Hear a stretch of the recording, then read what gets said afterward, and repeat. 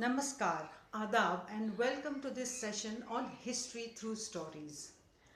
School में history का नाम सुनते ही लगता था oh my god such a boring dull and dry subject dates and events मतलब सिकंदर और पोरस ने की थी लड़ाई तो मैं क्या करूं लेकिन if history is told through stories it can never be forgotten. And further, somewhere I have read that if we do not learn from what history wants to teach us, it is bound to repeat itself. And today's pandemic is a classic example of the same. Let's move directly to the story that I wish to share with all of you. You are a black and you work in a factory, establishment, or a shop.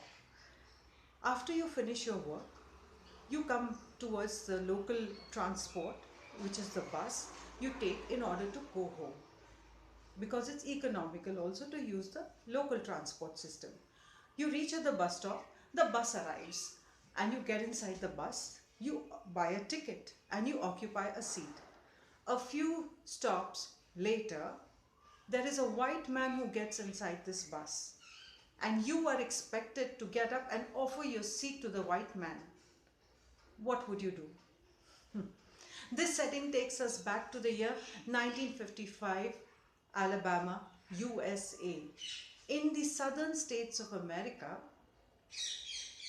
the Jim Crow laws and the Ku Klux Klan Act was widely practiced. It advocated segregation.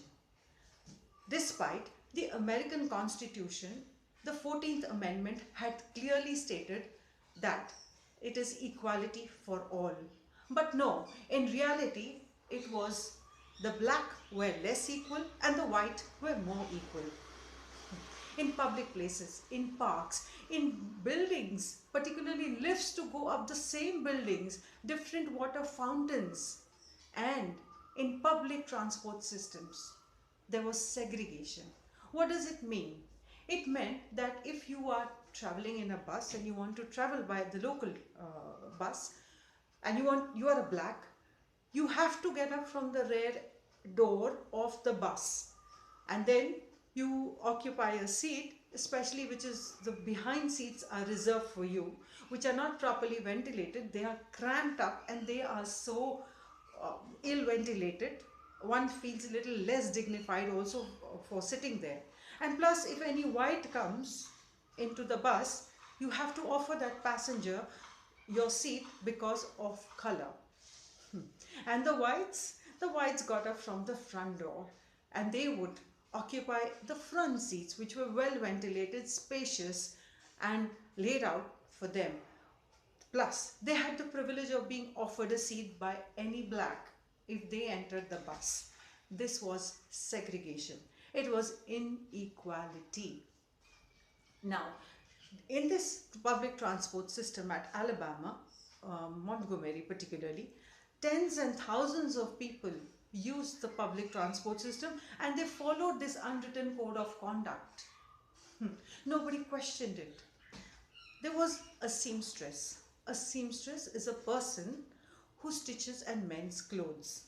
Now she finished her work at the factory outlet or the shop that she was working in and she moved to the bus stop in order to go home. The bus arrives, she gets inside the bus, she buys a bus ticket and occupies a seat. A few stops later, there is a white man who enters the bus. And now she is expected to get up and give up her seat. But she says no. The bus driver and the conductor threaten her. She says no.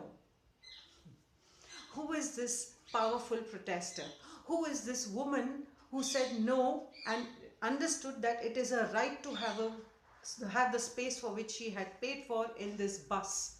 Whereas millions and tens and thousands of blacks who on the other hand traveled by this system are not questioning it. Let's take a look at the life of this courageous protester and let's see what her life looks like.